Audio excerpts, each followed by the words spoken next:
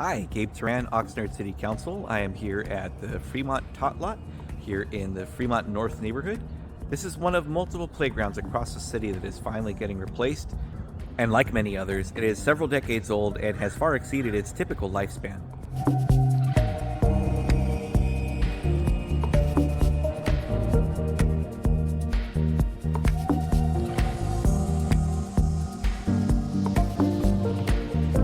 Just like other projects, you'll see the playground area fenced off. It'll be not accessible anymore to the public.